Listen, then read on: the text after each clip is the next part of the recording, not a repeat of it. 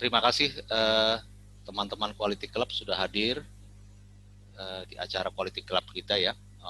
Kali ini saya akan coba mendiskusikan tentang audit internal yang disyaratkan oleh ISO 9001-2015. Topik ini saya kira lumayan banyak peminatnya ya.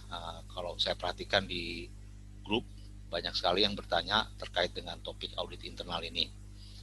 Waktu kita diskusi tidak lama, setengah jam, jadi saya kira mungkin kita bisa tanya jawab nanti di dalam diskusi online ini ya. Baik. Seperti kita ketahui, saya kira bagi Bapak-Bapak Ibu semuanya yang sudah menerapkan ISO ya, saya kira kan semuanya sudah menerapkan ISO ini, wajib melakukan audit internal secara berkala ya. Itu di persyaratan ISO di klausul 9.2 audit internal ya. Jadi kegiatan audit internal ini adalah suatu kegiatan yang wajib dilakukan secara berkala. Kemudian audit internal ini harus dilakukan oleh auditor yang terlatih. Jadi dia harus pernah diberikan training ya. Kemudian auditor internal itu menjamin ketidakberpihakan proses audit. Jadi auditor internal tidak boleh mengaudit bagian tempatnya bekerja. Kemudian audit itu juga harus mengacu kepada kriteria audit. Nanti saya jelaskan kira-kira apa yang dimaksud dengan kriteria audit. Dan dalam kegiatan audit juga kita harus melakukan, tersedia program audit, kemudian ada checklist audit, dan juga ada laporan audit. Ya. Baik, mungkin yang pertama adalah audit internal dilaksanakan secara berkala. Jadi standar ISO 9001 itu mewajibkan kita minimal 1 kali dalam 1 tahun kita lakukan ya. Saya kira kebanyakan mungkin dari Bapak Ibu semuanya juga melaksanakan setidaknya 1 kali setahun ya, atau ada yang 2 kali mungkin, lebih dari 1 kali. 2 kali kita Pak. 2 kali 2 ya. kali kita Pak. Bulan 6 sama bulan 12. Bulan 6 sama 12 ya. Oke. Dulu ada yang pernah bertanya sama saya juga, Pak, kalau namanya secara berkala itu berarti boleh 2 tahun sekali berarti ya. Kalau 2 tahun sekali kelamaan kayaknya ya, sekali setahun itu juga boleh sebenarnya ya, tapi rasanya jarang orang lakukan. Kalau ini 2 kali dalam setahun ya, bukan 2 tahun sekali. Kemudian audit internal dilakukan oleh auditor yang terlatih ya. Jadi ini seringkali ditanyakan juga di grup, apakah harus dari eksternal? Ya, tidak ya. Jadi di standar ISO 9001-2015 ini pada pasal 29.2 tidak menyebutkan bahwa harus ada auditor eksternal, boleh juga dilakukan oleh auditor internal. Lalu kalau auditor internal itu bagaimana dengan sertifikat? Ya bisa saja kan nanti dibuat saja perusahaan menerbitkan suatu surat ya, atau surat keterangan atau sertifikat diterbitkan oleh perusahaan sendiri juga boleh ya. Namun kenyataannya seringkali perusahaan itu tidak pede, makanya memanggil pihak luar, konsultan atau training provider untuk melakukan training. Ya. Setelah melakukan training, lalu konsultan atau trainer akan menerbitkan sertifikat. Itu yang umumnya dilaksanakan. Tetapi meskipun demikian tetap boleh dilakukan secara internal ya. Ada beberapa yang melakukan seperti itu. Mungkin ada yang internal di sini, secara internal atau semuanya eksternal semua? Ada internal Pak. Ada internal ya? Ya, iya, jadi Pak. Internal. Ada internal ya. Kita sih internal Pak. Ya. Terus nanti apa? Terbitkan sertifikat atau semacam daftar hadir atau surat keterangan atau apa itu ya biasanya? Kita terbitkan sertifikat daftar hadir juga Pak. Ya, sertifikat internal juga ya, Ibu ya. Baik. Kalau kami ada 2 Pak Jul, dari eksternal dan internal Pak Jul. Oh ya, lebih lengkap lagi ya. Ya, yang eksternal hanya beberapa.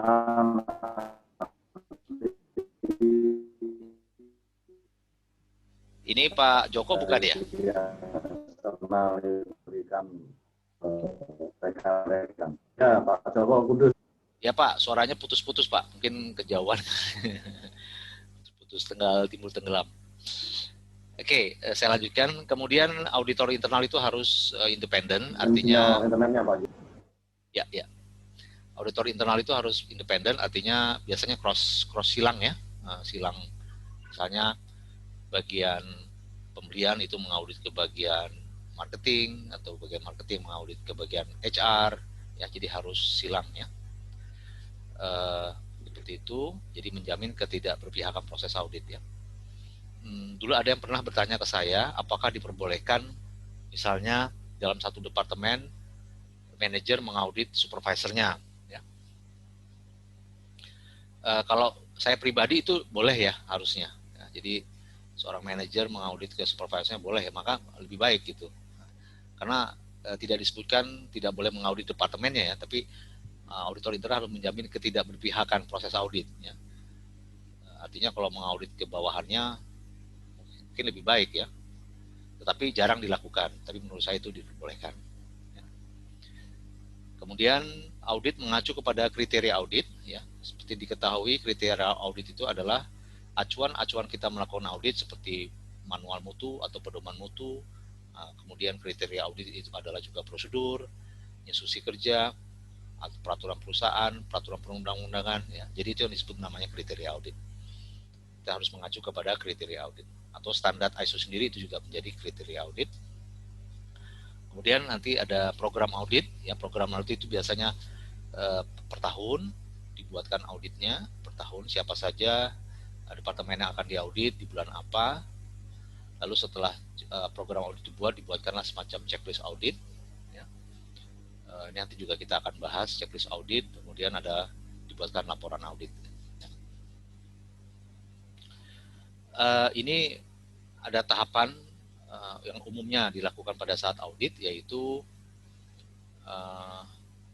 perencanaan dan persiapan audit. Maaf, yang di atas itu bukan perencanaan tapi tahap ya, step untuk melakukan audit. Yang di sini maksudnya tahapan audit. Ini salah ketik. Yang pertama adalah perencanaan dan persiapan audit. Kemudian ada yang namanya pelaksanaan audit. Kemudian ada pembuatan laporan audit, dan yang terakhir adalah tindak lanjut audit ya. Secara garis besar ada 4 tahapan ini.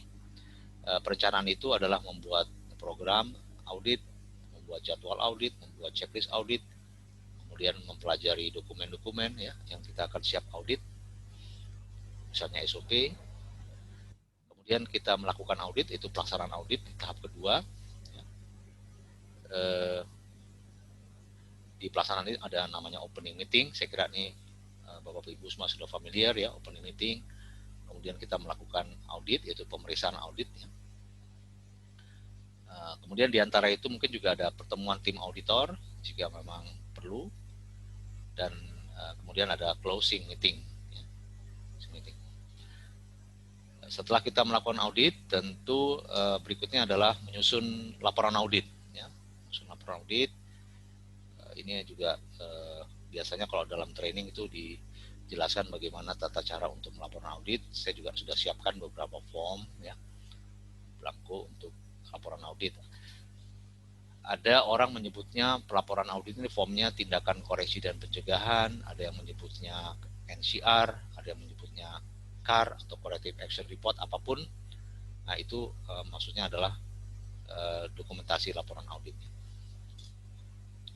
Dan yang terakhir adalah tindak lanjut. Jadi jika di sini ada temuan-temuan, maka nanti dilakukan tindak lanjut hasil daripada temuan itu. Ya. Ada perbaikan atau verifikasi dan audit ulang. Ya. Oke. Jadi saya ulang lagi, di sini ada perencanaan atau persiapan audit. Tadi misalnya ada yang dua kali dalam setahun, ya, atau di bulan Desember.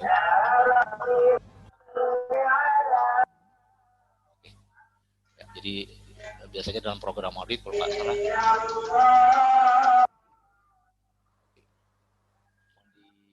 lihat dulu ya.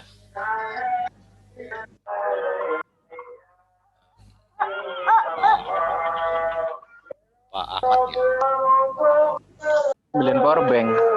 Ambilin power bank di Umi.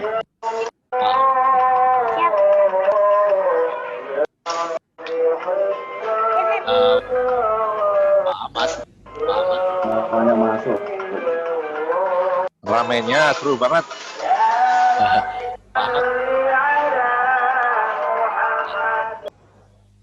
Oke.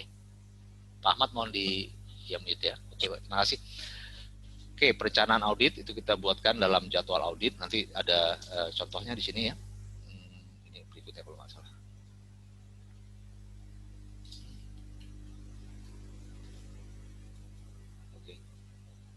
Ya, ini semacam jadwal audit atau program audit yang biasa kita lakukan ya. Di sini ada bagian yang akan diaudit, kemudian ada auditornya ya, kemudian tanggal audit, pukul berapa auditnya ya, kemudian ada lokasinya. Ini ada semacam jadwal audit yang yang biasanya seperti ini dibuat ya. Saya kira mungkin Bapak Ibu juga sedikit banyak ada mirip seperti ini ya. Pertama adalah kita melakukan opening meeting ya. Ini kemudian setelah opening meeting itu ada bagian yang akan diaudit, dalam hal ini top management. Kemudian ini ada marketing ya, engineering. Ini contoh di satu manufaktur kalau nggak salah ya. Ada bagian produksi, logistik, maintenance ya, dokumen kontrol juga. MR atau dokumen kontrol, itu ada HR, ada keuangan dan closing meeting. Ya. Ini ada nama-nama auditornya, ya.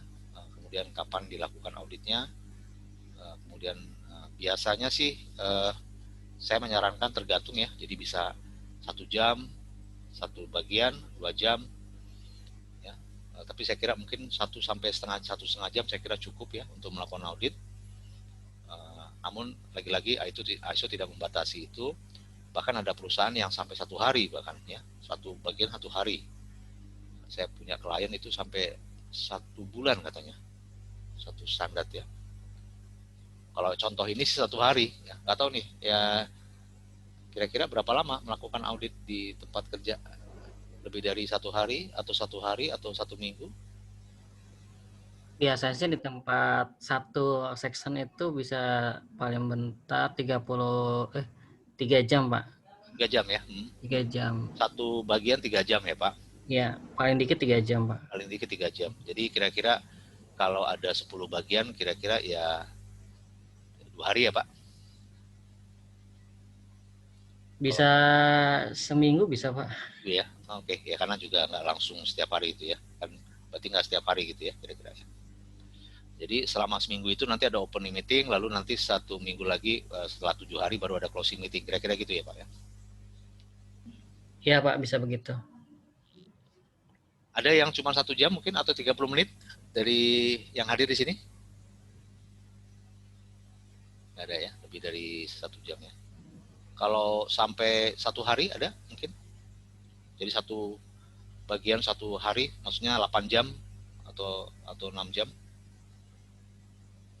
Kalau pengalaman kami, proses auditnya itu tiap bagian cepat Pak Jul. Paling di tempat kami itu pengalamannya sekitar 1 jaman Pak Jul. Cuman selesainya sampai seluruh departemen itu bisa sampai 1 minggu, karena kan menyesuaikan dengan aktivitas dari departemen masing-masing Pak Jul. Oke, ya. Ya, makanya range-nya gitu ya, sebilang ada yang 1 hari, 2 hari sampai dengan 1 bulan ya. Jadi saya kira itu ditentukan oleh masing-masing organisasi sesuai dengan budayanya. Oke, saya kembali dulu ini. Oke, setelah perencanaan ini kita melakukan audit ya. Jadi persiapan audit ini adalah kita melakukan audit. Kemudian pelaksana audit ya, melakukan audit ya, jadi interview semacam itu. Kemudian membuat laporan audit. Oh ya, ada checklist audit ya kalau nggak salah, saya mau coba tampilkan. Bentar ya.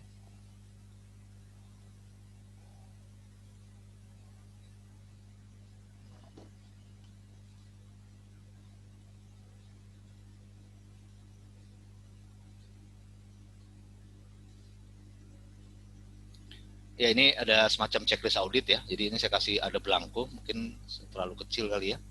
Jadi checklist audit sebenarnya tidak disyaratkan oleh standar ISO, tetapi saran saya tetap checklist audit itu dibuat, disiapkan sebelum kita melakukan audit. Maksudnya adalah dalam rangka mempersingkat waktu ya. Jadi checklist audit ini adalah sebagai timekeeper. Timekeeper kita untuk melakukan audit itu baiknya ada checklist audit, meskipun checklist audit tidak disyaratkan oleh standar ISO. Biasanya bentuknya seperti ini ya, sedikit banyak seperti ini, siapa nama auditornya, siapa bagian yang akan diaudit, kemudian tanggal audit. Kira-kira seperti itu. Lalu di sini ada nomor, ya mungkin kita buatkan 1, di sini pertanyaannya apa. Kemudian di sini disebutkan, sebaiknya disebutkan referensi ya ISO 9001 2015. Lalu kemudian di sini ada catatan kalau kita melakukan misalnya pada saat mengaudit kita membuat catatan-catatan. Ya. Sedikit banyak yang penting checklist audit adalah seperti ini. Misalnya contoh ya, kalau kita mau mengaudit satu bagian, mungkin kita hari ini kedapatan atau suatu waktu kita kedapatan untuk melakukan audit bagian HR. Ya. Kira-kira mungkin kalau di bagian HR biasanya saya tulis di sini langsung saja ya, misalnya bisa tulis kayak, oh bisa. Biasanya saya nulis begini ya, bukti, misalnya bukti pelatihan, ya. Kemudian bukti evaluasi. Ya. Mungkin nanti saya bilang standar kompetensi. Atau kita bisa juga bukti sasaran mutu atau bukti evaluasi sasaran mutu.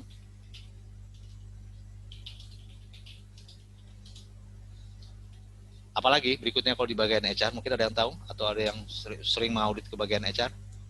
Biasa yang ditanyakan.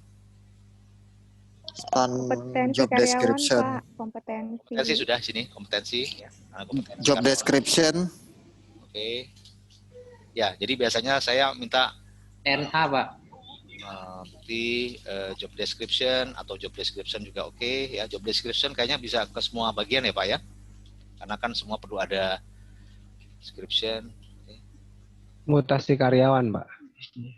Mutasi karyawan, oke. Biasanya iya mutasi karyawan. Mungkin kita coba kelompokkan gini. Ada lagi mungkin yang lain, tadi ada NA apa itu ya? NA. TNA, Training Need Analysis, Oh, Pak. training need analysis. Oh, TNA, training need analysis. Oh iya. Oke, TNA. Jadi kalau mau training tuh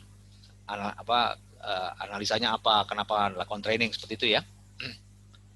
Oke, yang berikut mungkin. Rekrutmen, Pak. Ya, maksudnya langsung saja apa yang mau ditanyakan proses rekrutmen. Jadi bisa kita langsung tanya. Misalnya bukti apa ya? Bukti rekrutmen misalnya ya.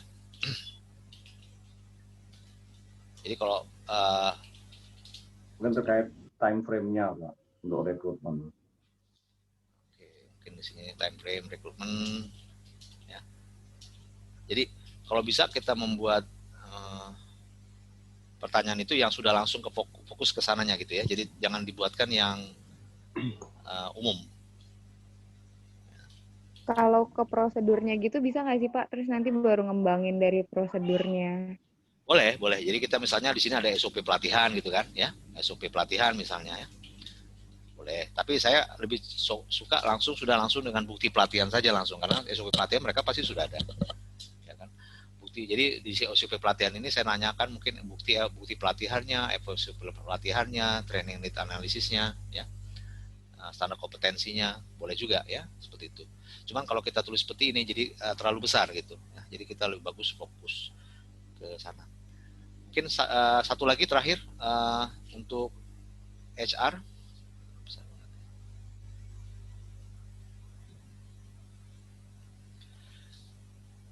Standar kompetensi, Pak.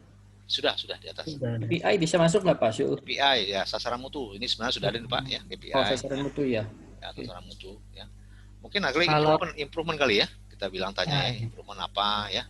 Bukti improvement aja langsung ya, bukti improvement apa ya.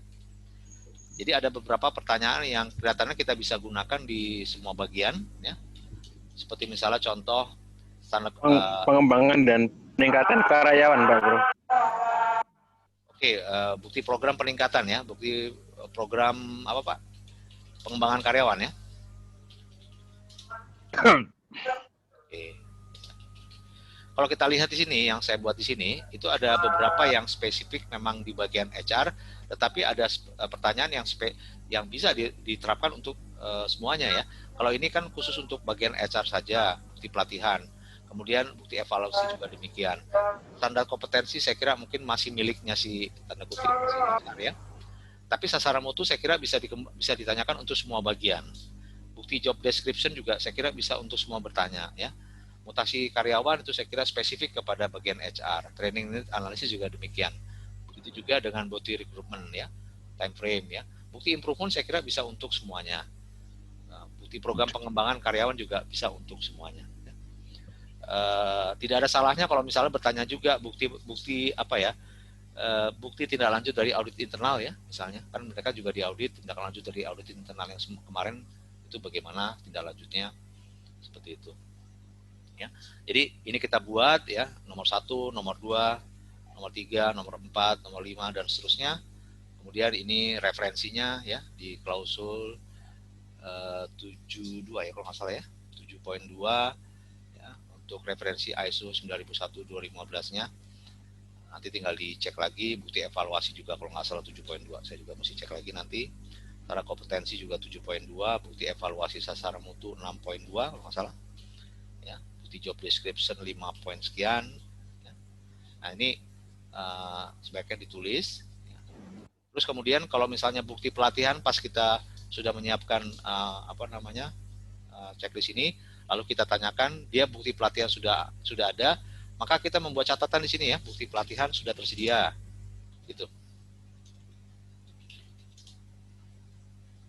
Misalnya bukti pelatihan, taruhlah ISO 9000 telah tersedia atau ada ya, atau tersedia.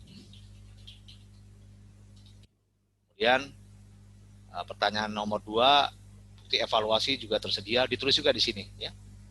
Jadi tersedia atau ada atau tidak semua lengkap di sini, dicatat. Sanad kompetensi tersedia, tetapi belum ada sanad kompetensi untuk yang ini misalnya, yang lain ya. Bukti evaluasi juga. Jadi catatan itu jangan kosong ya. Jadi harus ditulis semuanya kelengkapan daripada catatan di situ. Ya. Saya sendiri tidak menggunakan checklist, tapi kalau saya menggunakan checklist pada saat audit, saya biasanya membuat sampai 5 pertanyaan saja, mungkin dari bisa dulu, tapi boleh juga banyak dan seterusnya. Tergantung tadi ya, kira-kira berapa jam. Tadi kan ada yang sampai 3 jam, ada yang sampai. Ya. Jadi sekali lagi kita buat pertanyaannya sesuai dengan klausulnya dia ya.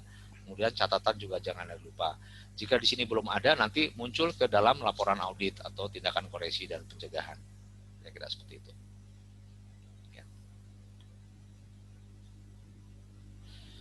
Kemudian setelah taruhlah misalnya di sini tidak ada bukti pelatihan, maka kita akan membuatkan laporan audit ya.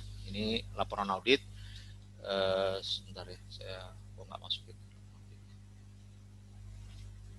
Saya coba lihat dulu.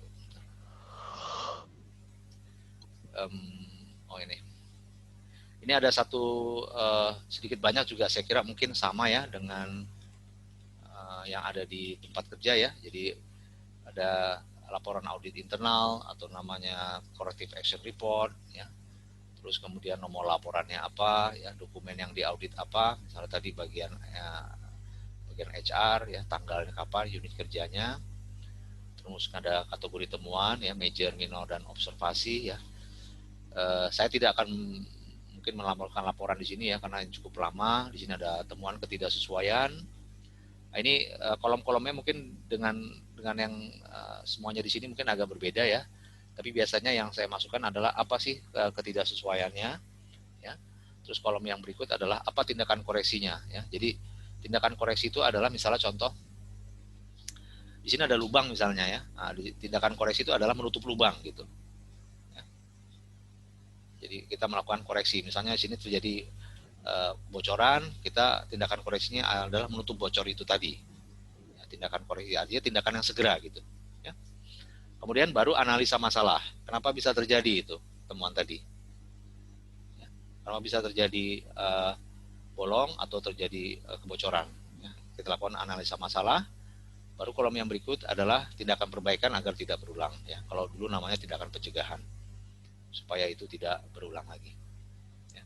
Jadi saya ulang, di sini ada permasalahannya, apa tindakan koreksi, apapun namanya ya, tindakan koreksi atau koreksi, tapi ada tindakan segeranya apa, itu tindakan koreksi. Baru kita melakukan analisa masalah, atau apa penyebabnya, sebab, baru kita melakukan tindakan, orang bilang tindakan pencegahan, tindakan korektif, tapi maksudnya agar itu tidak berulang lagi. Itu yang dimaksud dengan kolom ini. Kemudian dalam kolom yang berikut ada namanya verifikasi perbaikan, ya. Apakah tindakan perbaikan diterima? Kalau diterima dicontreng di sini, kalau tidak diterima maka tindakan perbaikan tidak dapat diterima, maka dibuatkan lagi laporan yang baru. Ya. Ini salah satu bentuk laporan, ya. Tentu saya kira mungkin sedikit banyak hampir mirip, ya, seperti itu. Kira-kira hampir sama semuanya bagiannya, atau ada kurang sedikit atau tambah ya bentuk modelnya? Sama Pak Jul. Sama Pak Jul, sama. Ya, oke. Ya seperti itu ya. Kira-kira nanti ada auditor dan auditnya. Sama Pak Jul, karena akan sebagian download di blognya Bapak. Oke. Yang ini kalau nggak salah ada ya, saya juga lupa. Mungkin ada ya. Oke. Nah, ini kita melakukan audit, ya. Terus kita sampaikan. Jadi dikatakan audit itu sudah close apabila apabila kita sudah melakukan menulis ini tindakan perbaikannya apa ya. Setelah kita ada tindakan perbaikan, kemudian auditor melakukan audit ulang untuk melakukan verifikasi perbaikan. Ya. Kira-kira seperti itu.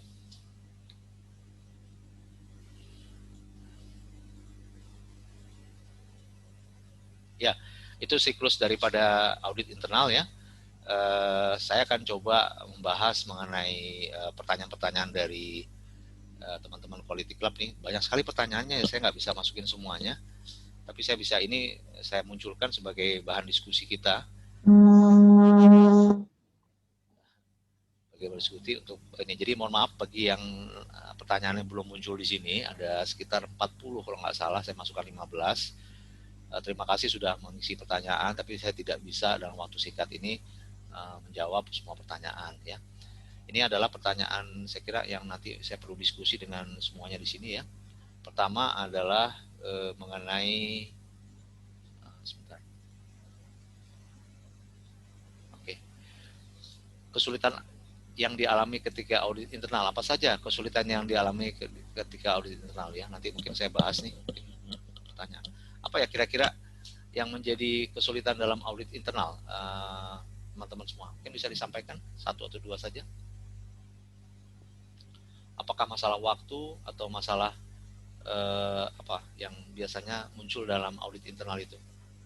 Dalam kalau kondisi saat ini sih masalah ini ya Pak, karena keterbatasan kita untuk bisa bertemu, nah itu jadi kendala saat ini Pak. Ya, itu nanti ada pertanyaan kaitannya dengan remote audit ya? Iya betul Pak. Oke, tapi beberapa saya tangkap kesalahan audit itu adalah kalau ketemu auditnya yang ngeyel, kalau nggak salah ada pertanyaan di sini nih. Ya. Sama itu Pak. Iya itu juga Pak, salah satunya. Iya. Auditornya kurang kooperatif. Kurang kooperatif, auditnya ngeyel ya. Iya. Nah, itu ada beberapa hal ya yang sulit ditangani ya. Kemudian dua, ya. Pak Jul, kalau timnya saya tuh kadang-kadang bingung Pak Jul, itu untuk temuan itu ya, auditornya itu jadi mempermasalahkan ini kadang-kadang ini minor atau majornya itu atau improvement gitu Pak Jul. Ya baik, itu nanti ada juga pertanyaan di sini juga kalau nggak salah ya, saya bahas dulu sebentar. Standar auditor internal dalam menentukan temuan audit ini barusan ya. Nah, temuan audit ada biasanya kita klasifikasi, ada major, minor, dan observasi.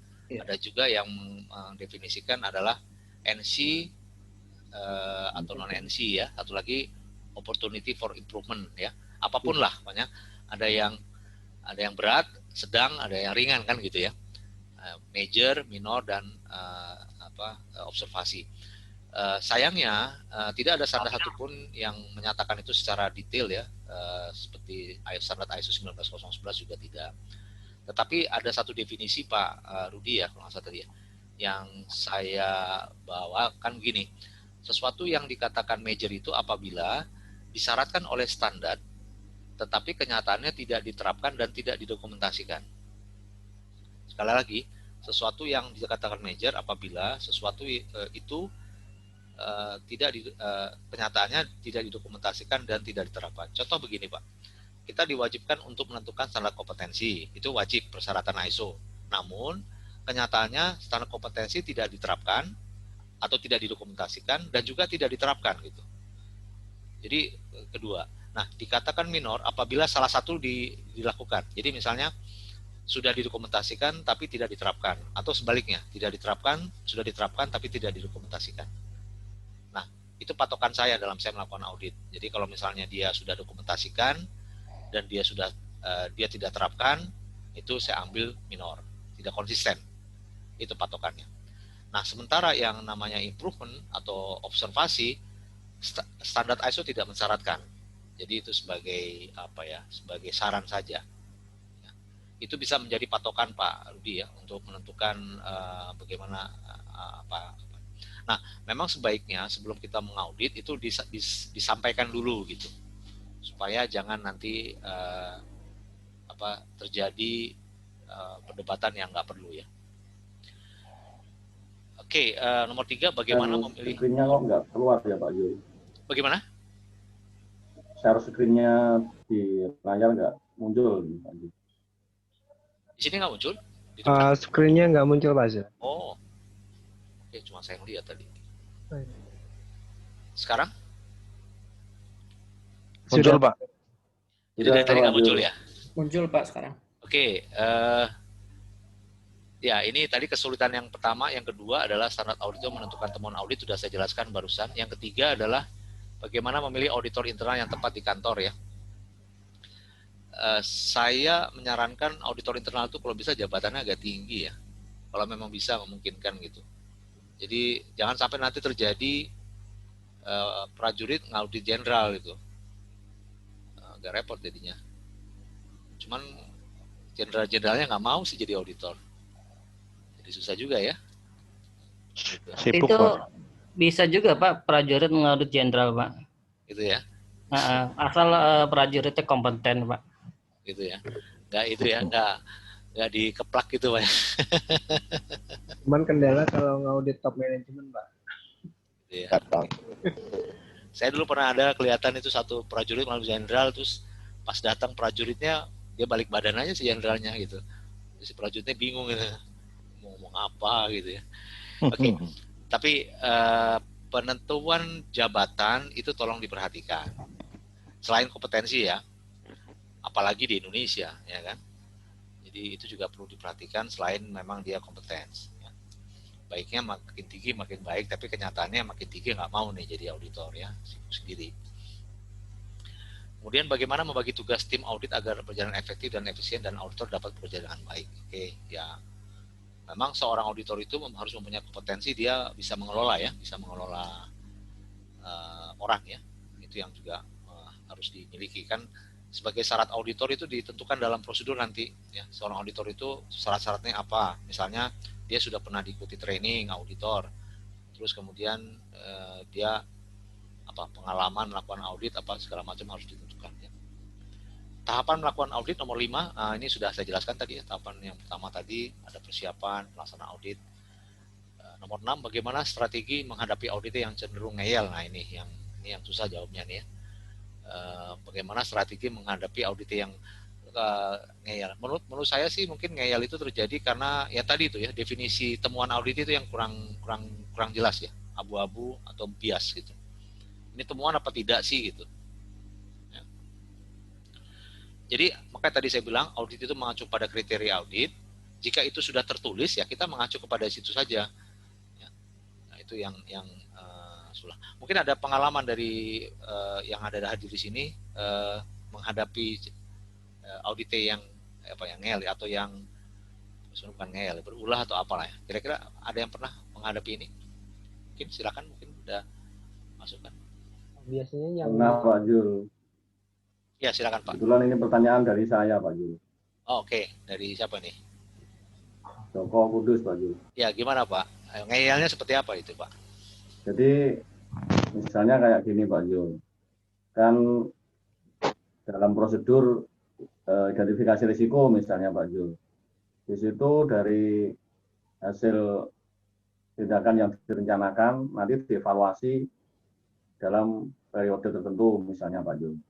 Nah dari hasil evaluasi itu ternyata terbukti belum efektif.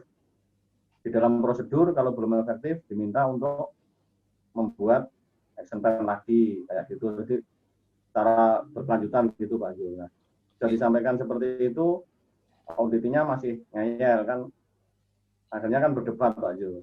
Oke, saya tahu Karena deh kan Pak, audit- kira-kira mungkin ngeyel kenapa yang masalah efektif tadi Pak. Nah, itu kan efektif, kepala boleh hitam tapi nggak sama kita. Ini udah efektif, ini belum efektif. Nah, itu Iya, yang Pak yang Jul. kadang-kadang itu yang menjadi poin ngeyelnya itu. Ada beberapa Iya. saya tahu. Bagi saya di mata saya sudah efektif, bagi Anda belum efektif. Nah, itu jadi perdebatan. Saya kira yang kayak gitu-gitu emang sebaiknya dihindari ya. Oke, terima Iya, kasih Pak Pak. Cara menyusun kalimat temuan audit mungkin saya nggak bahas di sini ya, karena waktunya kurang cukup. Tapi biasanya dikenal namanya PLOR ya, problem, location, objective, evidence, dan reference ya. Itu yang biasa digunakan. Bagaimana cara menyusun klasifikasi temuan audit internal dan apakah ada klasifikasi temuan audit internal, major, minor, dan observasi ya. Tadi major apabila disyaratkan tapi tidak diterapkan dan tidak didokumentasikan. Dulu pernah ada perusahaan yang yang major misalnya, contoh-contoh major adalah dia nggak punya prosedur kalibrasi, ya. Jadi panduan kalibrasi tidak ada, alat ukurnya pun tidak dikalibrasi gitu. Jadi terdokumentasi caranya nggak ada, dilakukan tidak, itu namanya major itu. Ya. Tapi kalau salah satu dilakukan masih bisa dibilang minor, gitu ya. Yang gampangnya seperti itu. Nomor 9, bagaimana menanggapi tim atau audite yang kurang aktif dan peduli terhadap agenda ISO. Ini saya kira sama pertanyaan dengan Pak Joko yang ngeyel tadi ini ya. Karena mereka sibuk dengan daily atau target masing-masing. Apakah ada metode yang tepat untuk menjalankan? Ya ini memang perlu ada. Kalau saya sih mungkin biasanya kan tim auditor itu dipimpin ya oleh seorang MR ya. Nah kalau MR-nya biasanya kayak gini kita bisa lapor aja ke MR dan nanti biar MR yang untuk lanjuti jika mungkin ya. 10, persiapan apa yang dilakukan sebelum melakukan audit dan bagaimana cara teknik melakukan audit. Oke, tadi sudah saya jelaskan dari step-stepnya. 11, bagaimana mengetahui bahwa audit yang telah kita laksanakan efektif untuk perusahaan. Bagaimana mengetahui bahwa audit yang telah kita laksanakan efektif ya. Efektif itu ya kalau temuannya sudah ditindaklanjuti ya. Itu saya kira boleh dikatakan efektif.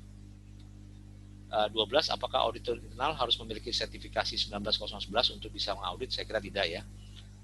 19011 itu adalah standar audit. Akan lebih baik kalau dia sudah pernah di training dengan mengacu 190, tapi tidak satu yang wajib. Oke Pak Jul, Ya. Sebentar Pak Jul. Maaf teman-teman, saya Agus dari Balikpapan nih.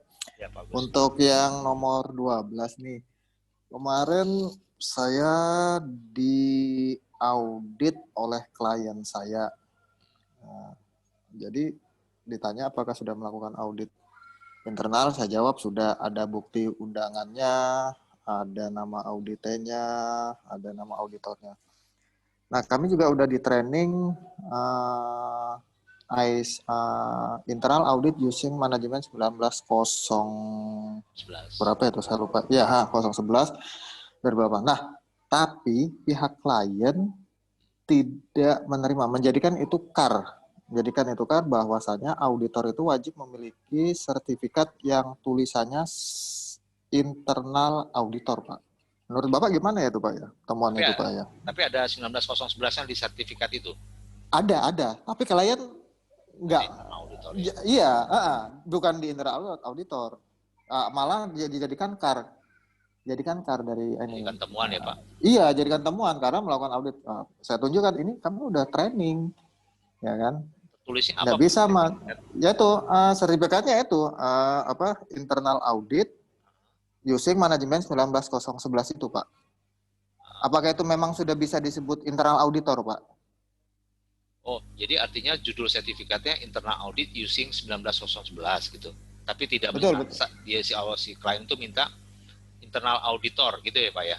Betul Pak. Nah menurut Bapak gimana itu Pak temuannya itu Pak? Apakah kami yang sudah melakukan training internal audit using manajemen 1901 itu tim kami itu bisa disebut internal auditor yang melakukan kalau itu, saya Pak? Sendiri sih menerbitkannya internal auditor memang, tetapi itu semestinya yang punya Pak Agus juga tidak ada masalah sebenarnya. Itu kan masalah letterlek bahasa ya Pak. Saya kira itu. Gitu. Ya jadi menurut Pak Jul itu kami sudah bisa melakukan internal auditor kan Pak? Kami bisa dibilang internal auditor kan Pak ya? Tapi karena sudah terbit Pak, jadi berarti harus training lagi dong. Ya itulah dia Pak. Jadi saya sempat kembalikan ini pertanyaan ini ke ini agen kami itu ya, training kami. Oh, kok begitu Pak Agus? Iya, sampai saya kirim karnya itu, saya kirim. Dikiranya ini kan jangan-jangan kami aja yang minta. Saya kirimkan bukti karnya itu. Ya wes nanti saya ubah lah katanya kan. Jadi gitu. Ya, saya kira ini sekedar ya, sharing aja teman-teman ya kan. Tapi bagus juga Pak. Jadi artinya mungkin Pak Agus menyampaikan sebenarnya gini ya. Mungkin auditor tidak akan menerbitkan sesuatu kar itu apabila kita bisa bukan menego ya, bisa memberikan alasan yang cukup baik dengan cara yang baik ya tentu ya. Mungkin juga itu ya. Tapi juga mungkin auditornya juga kurang kompeten Pak, jadi dia pengen yang itu ya. Pengen lihat yang load auditor kali Pak. Ya dia sempat ngeliatin juga. Jadi kan kemarin ini online juga, dilihat kan sertifikatnya dia. Wah, yang memang ada IRCA-nya juga tuh, ya kan? Ada. Ya namanya klien kan Pak. Ya udahlah, tapi alhamdulillah kami dari pihak kemarin training kami itu bisa mengeluarkan merubah yang itu menjadi internal auditor gitu. Nah, tapi menurut Pak Fajil itu kami udah memang bisa Pak dikatakan sebagai internal auditor kan, Pak? Yang lama bisa kok, Pak. Itu saya kira bukan big deal lah, Pak. Itu saya kira mungkin nggak tahu apa. Baik. Oke, makasih Pak Jul. Makasih Pak Agus. Iya. Penting untuk pertanyaan internal audit, oke. Ini sudah kita bahas. Bagaimana? Ini yang 14 ya, saya kira pandemi COVID ya, remote audit beberapa kali kita sudah lakukan di Quality Club ya, remote audit. Mungkin semuanya sudah ikut remote audit ya?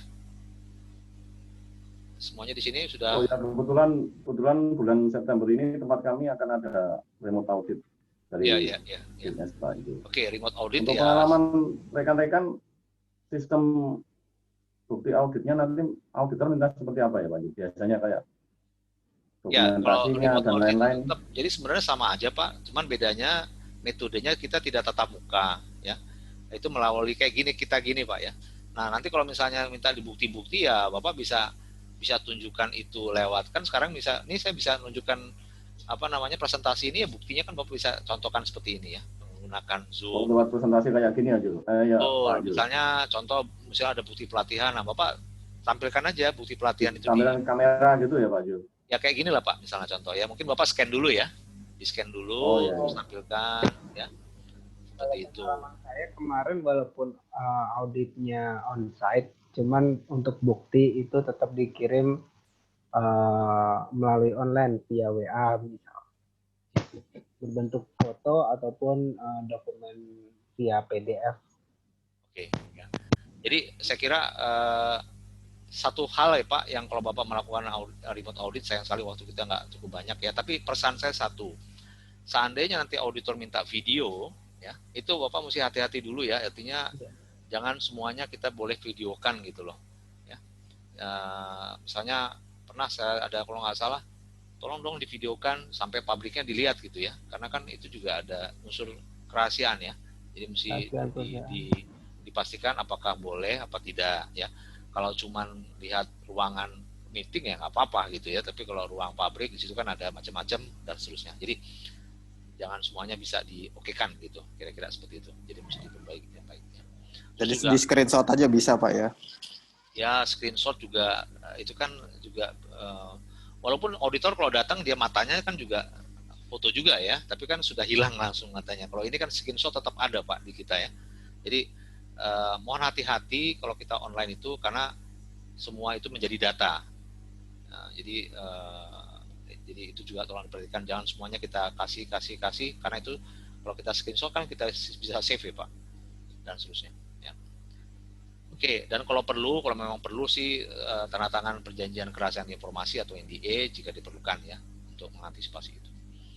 Mungkin nanti waktu kita akan coba bahas mengenai remote audit ya. Ada beberapa sih yang sudah memberikan contoh ya, tapi katanya lebih capek katanya daripada tatap muka, karena ya sering kali ada yang ada yang berisik suara, gemuruh dan semua segala macam ya. Sekarang ada istilahnya namanya Zoom fatigue ya, jadi lelah gara-gara Zoom ini. Nah ya kalau gitu ada yang berisik, ada yang bunyi ini, ada yang anaknya nangis dan seterusnya. Yang terakhir, apabila ada NC finding dari auditor, ada bukti mengacu pada referensinya namun ditolak oleh audite dan terjadi perdebatan yang tidak selesai karena perbedaan pemahaman beberapa jumlah internal audit yang tersedia. Ya ini saya kira mungkin sama ya, tadi kaitannya dengan temuan audit, definisinya, terus juga tadi ya, efektif apa tidak. Ya, jadi makanya kalau kita mengaudit, kita kembali ke undang-undangnya aja lah, yang sudah jelas gitu. Ya. Jangan yang kira-kira ya, atau yang pengalaman seperti itu. Ya. Saya kira dari saya itu, mungkin ada yang mau sharing, Bapak-Bapak semuanya. Ini materi presentasi bisa di-download di Quality Club ya, di nomor 118 yang ada di depan saya ini. Ya. Sedikit bertanya Pak Zul. Ya, silakan. Jika kita mengaudit HRD nih, misal Ya. kita referensi kita ke undang-undang ketenagakerjaan ataupun undang-undang yang lain, bisa nggak Pak Zul? Boleh Pak, boleh. Tapi itu kaitannya dengan mutu ya Pak? Iya. Boleh kan, memang ISO 9001 mewajibkan kita mematuhi peraturan undang-undangannya. Boleh. Tadi kriteria audit tadi yang saya tunjukkan, itu kriteria audit itu ada manual, ada SOP, ada instruksi kerja, peraturan perundang-undangan, peraturan perusahaan. Jadi semua yang peraturan yang sudah baku, yang sudah terdokumentasi. Jadi kita bertanya terhadap kriteria audit. Kita tidak boleh bertanya di luar kriteria audit. Ya, kalau di luar kriteria audit itu apa ya? Ya yang nggak tertulis, ya menurut pengalaman saya itu nanti ujung-ujungnya jadi hoax lagi ya, repot nanti. Itu tadi jadi ribut tadi kalau nggak salah yang nomor 15 ini ribut. Ini biasanya ribut karena dasar acuannya nggak jelas gitu. Ya, seperti itu. Jadi boleh Pak, undang-undang audit ya. Cuman biasanya saya kalau audit tidak terlalu banyak nanya itu ya terkait dengan itu, lebih banyak tadi ya evaluasi pelatihan, terus kemudian tapi boleh melakukan pertanyaan undang-undang. Oke, silakan lagi yang lain mau tanya atau mau memberikan masukan. Pak Zul, ya. Jangan bertanya Pak Zul. Silakan Pak. Untuk kompetensi auditor internal Pak, ya.